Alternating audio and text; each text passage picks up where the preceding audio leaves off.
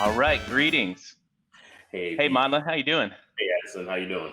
I'm good, good. Thanks for joining me today. No Hey, worries, man, man. guess what? Yeah. We have a big announcement today. What's going on, man? So we're going to be announcing the 4 Community Challenge grant winners for the state of Indiana. These are Oh, man, this. I know, isn't this big? I'm so excited. I can't wait. I love this time of year, whenever we get to announce these, because there's some really great projects. And I'm always excited, always pumped to see what we fund and what we get going here towards the end of the year. Yeah, we've been doing this since 2017. So this is our 4th round of doing Yeah, this. yeah. This is big stuff. It's been real, So yeah. just to give the viewers a little bit of background as to what the Community Challenge Grant is, the AARP Livable Communities Department, or AARP Livable Communities, part of our national office, has put together this grant program where every state across the United States, including U.S. Virgin Islands, D.C., and and Puerto Rico, are organizations are allowed to apply. These are nonprofit organizations, government entities, are able to apply for grants that are going to fund quick action projects in their community.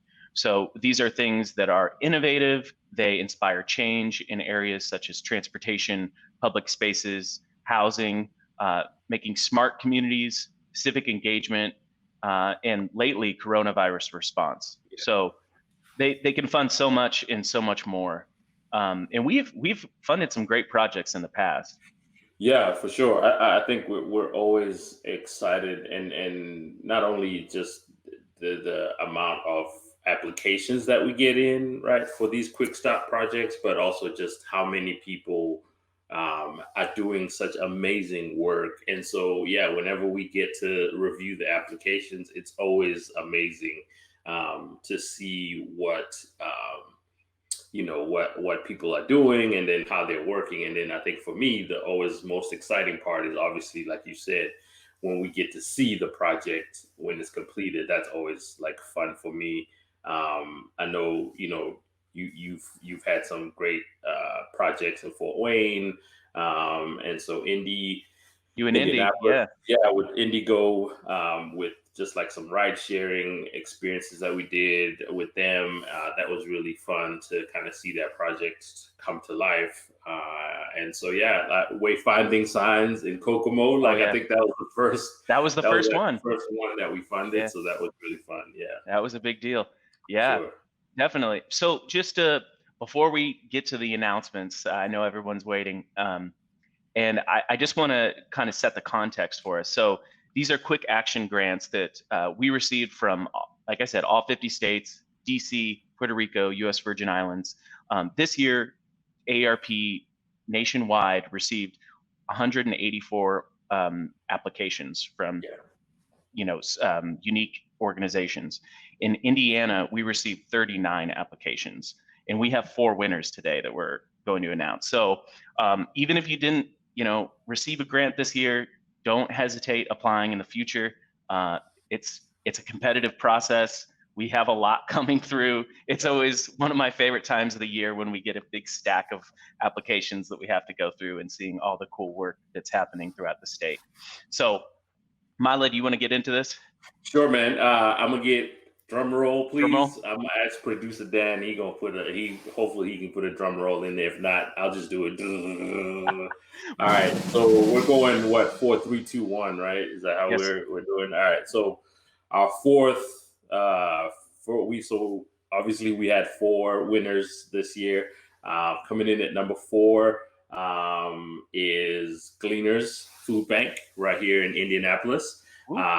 And they are going to have a shopping cart or have shopping carts at all of their senior day shopping. So I think when we talked to John a few weeks ago around this, he mentioned that having those shopping carts there makes the experience of being at Gleaners even better for folks. And so this project will help help do that. So it's not only for their Indianapolis food banks, but it's in 5 of their other food banks that have senior shopping days or 55 and older shopping days at Gleaners. So really excited to fund that project.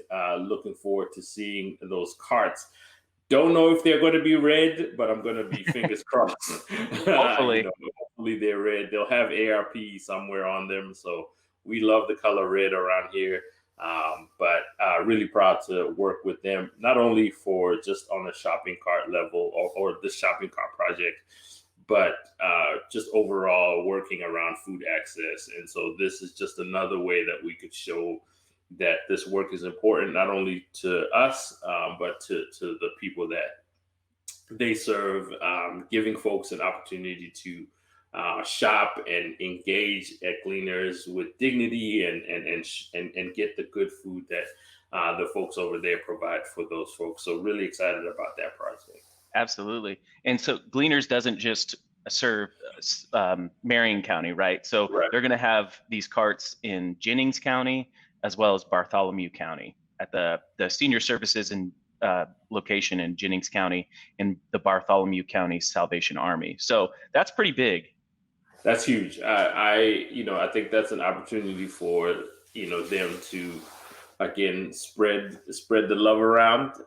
We know that organizations during COVID have shifted a lot of their work and how they function and focus, and so obviously we had volunteers at the food bank before COVID, and now we all got to be safe and doing our best to do that, to stay healthy and stay stay as safe as we possibly can.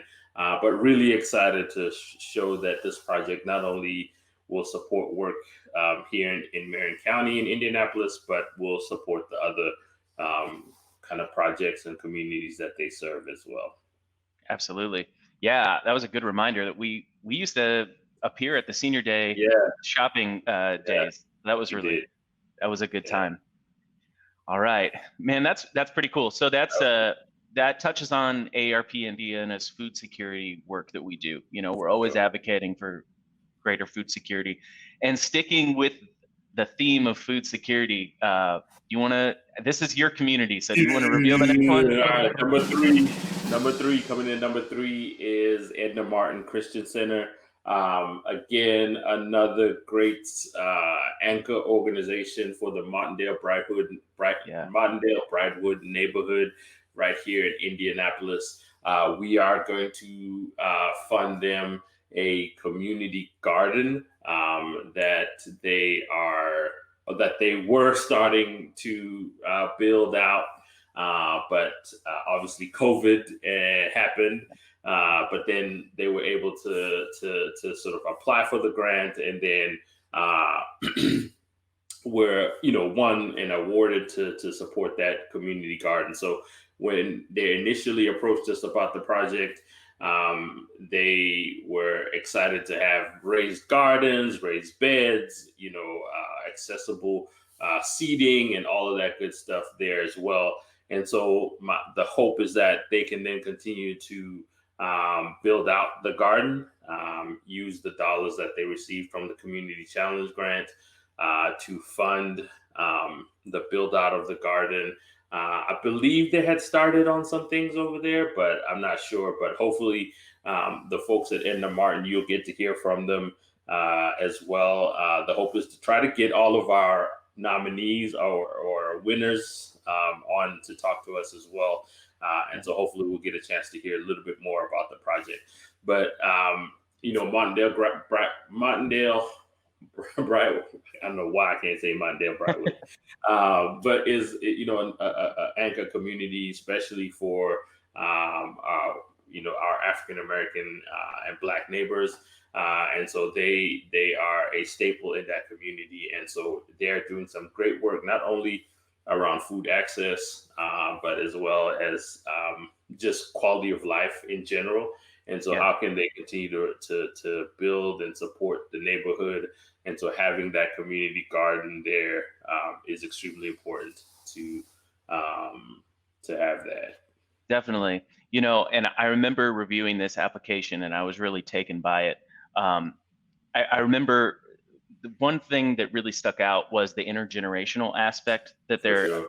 the Yeah. aspiration to, maybe have older adults who garden, teach the younger generation in the neighborhood, in the community, how to garden and maybe prepare fresh, nutritious food. So it's really cool. I really like that. And it's the Henry Blair Intergenerational Garden Yeah. Project. And so, fun fact about Henry Blair, I'm probably going to get this wrong, but I think Yeah. this is correct. He is one of the first African Americans to get a patent Oh, cool. for a seed patent. And so that's why they named the garden after him.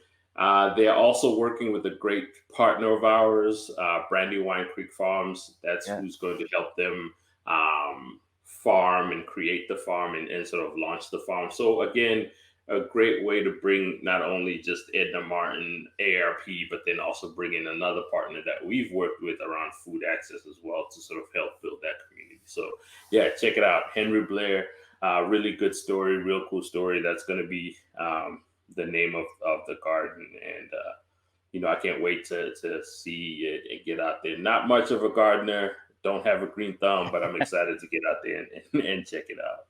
Yeah, absolutely. No, yeah, I'm excited to check it out too. That'll be really fun. And Barato is a friend of the show, so He is big fan of the show. that's right. Cool. All right, so you want to keep this rolling? Yeah, man. So coming right. in where we at now, number 2. Number 2. All All right. right. So I'm going to take this one. So this Yeah. is the Sustainable Muncie Corporation. They received some funding, around $12,500, to do something that's really cool. And I remember when this was another application, when we came across it, I kept going back to it, and I was like, this application, I think there's something here. Yeah. So they're funding what is one of ARP Indiana's big priorities, which is expanding broadband service. So making sure that communities of all shapes and sizes, all different needs, have access to broadband service. So Sustainable Muncie Corporation, they are located in Muncie.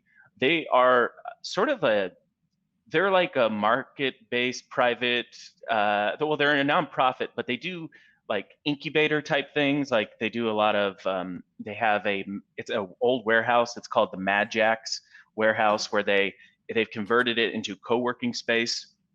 And I feel like it's called a micro economy is what they're trying to achieve there. Okay. It's really neat. It's like they have different offices, working spaces. So if you're a freelancer, you can go in there and work, but also they have places set up for I believe folks who sew and do textile work and different things like that. So Cool. it's buried in the type of businesses that they help thrive. But in addition, they also have a cool little bar area. I think they're trying to get a coffee bar area in there too. So it's pretty cool. It's 88,000 square feet of a warehouse that's been it's been vacant for decades, but they're turning it into this microeconomy. But what they're using the AARP grant for specifically is to provide broadband service, not only to the Magix warehouse where people are going to be working, but they're extending it into an adjacent neighborhood where I believe they surveyed folks in the neighborhood, and they found out that individuals in the neighborhood, including children, were driving to parking lots and we've heard this before in testimony at the State House. They're driving to McDonald's parking lots and Starbucks parking lots, and they're picking up Wi-Fi services there to do homework and things like that.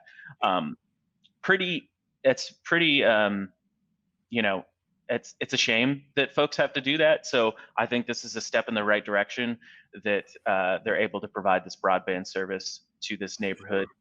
It's on East Main Street in Muncie, and full disclosure, I haven't been to Magix yet, but I'm looking forward to taking a road trip.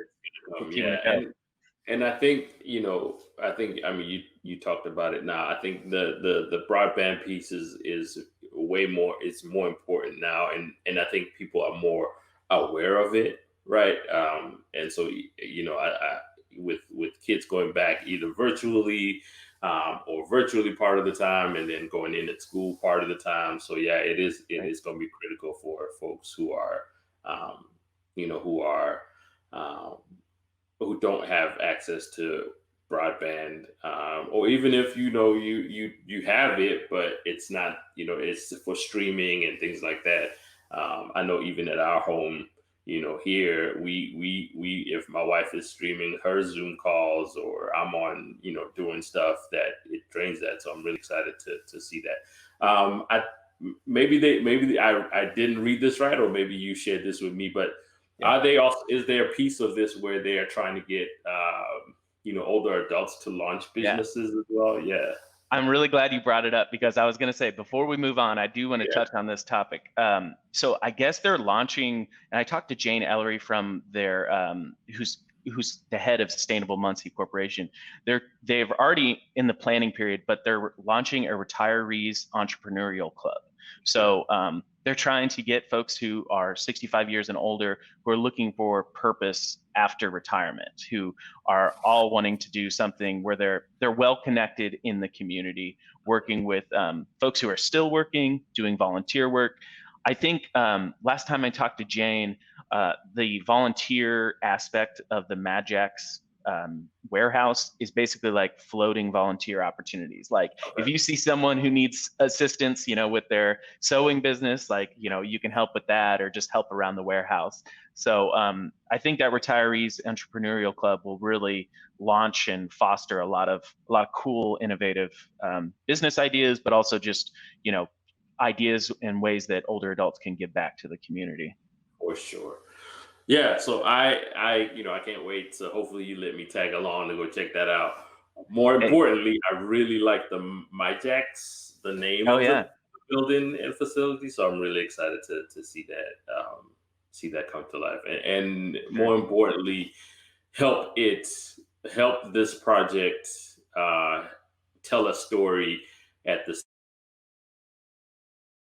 state house when we do go back into session and talk about why we need to expand broadband in the state of Indiana, and why folks need access to broadband services. And so, really excited that we can continue to tie in these projects into the work that we're doing, both from, the roles that you and I play in terms of outreach, Yeah, but then also our colleague Amber Marr, when she has to go and fight at the state house, we were able to give her a little bit of ground cover, in that aspect, through some of the work that we're doing, especially through the community challenge grant process.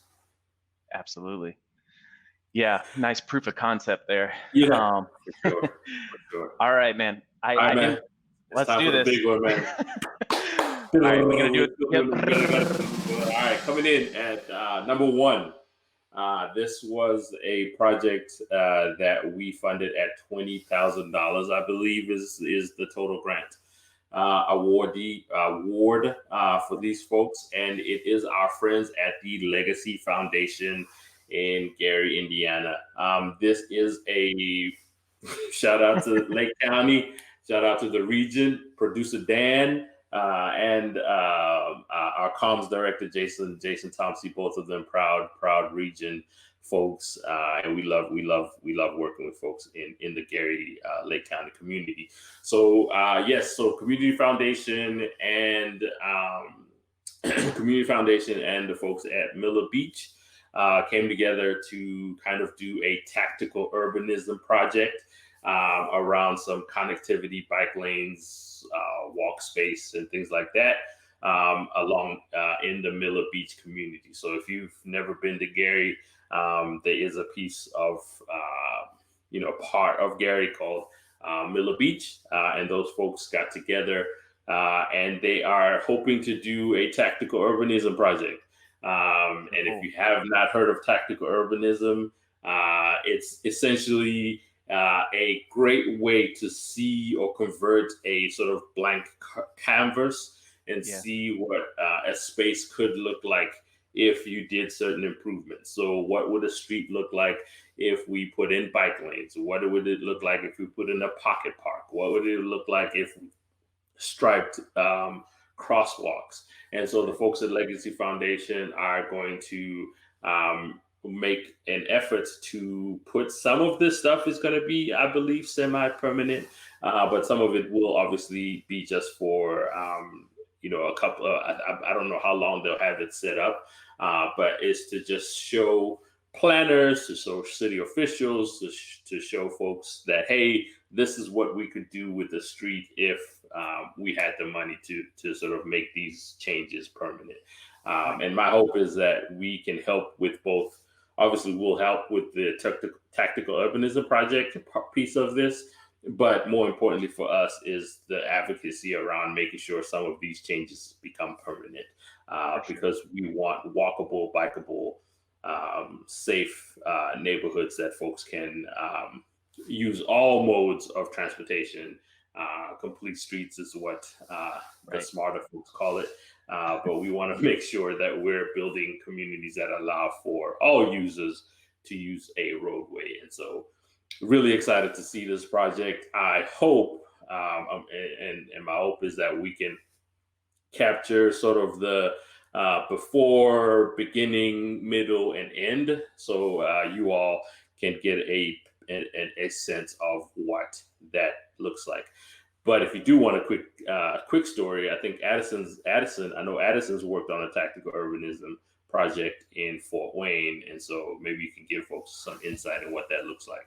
Yeah, most definitely. So I'm anticipating the Legacy Foundation project to be pretty similar. So what we did in Fort Wayne was we partnered. It was a group of concerned citizens and advocates who formed this group called the Active Transportation Coalition, who's still active in Fort Wayne.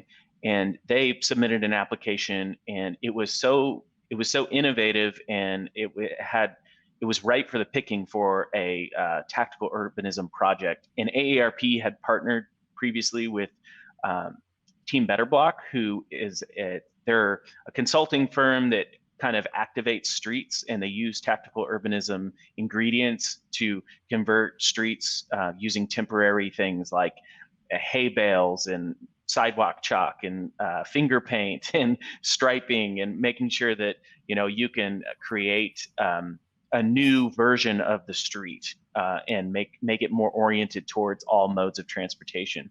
So what we did in Fort Wayne was it's a street called Columbia Avenue, and it's east of downtown, and there's a lot of traffic that goes from downtown into this neighborhood, where there's a lot of renters, a lot of folks who are walking around to and from downtown. There's a lot of bikers over there. There's a coffee shop. So it's a nice little area, but the problem was there were 3 lanes of traffic, and drivers would just speed, going into this neighborhood. And it was pretty dangerous, actually. So what Team Better Block did with this, with our group of the Active Transportation Coalition in AARP, we oversaw this tactical urbanism project, in which we took 1 lane and we made it for floating parking. And then we created, on the other side of that, near the sidewalk, we created like a temporary bike lane, and it was an all user lane. So you could walk in it, you could bike in it, you could skip, jump, play in it. And then the other 2 lanes were to slow that traffic. So it was a traffic calming project in the end.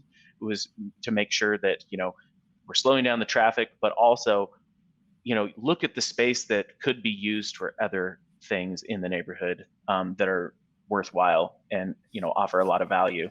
So I'm excited to see the Legacy Foundation's version of this. It'll be really cool.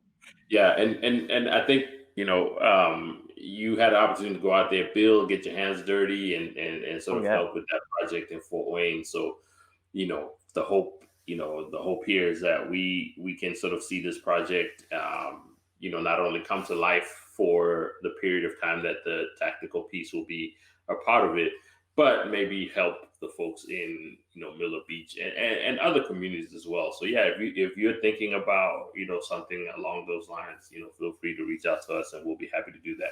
I'm also going to ask producer Dan to like, put, do the editing and put pictures and stuff like that up for the Fort Wayne piece, so people get an idea of how simple some of this, not necessarily simple, but what, the project actually looks like. So Yeah.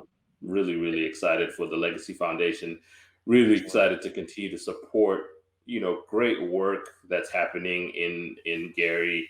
Not only, with our friends at the Legacy Foundation, but, Faith Farms, GPT Gary Public Transit. I know they have a tactical urbanism project that's coming up Cool. as well, around access to food and bus, using transit to access food. So, really, really excited to see some of these projects come to fruition.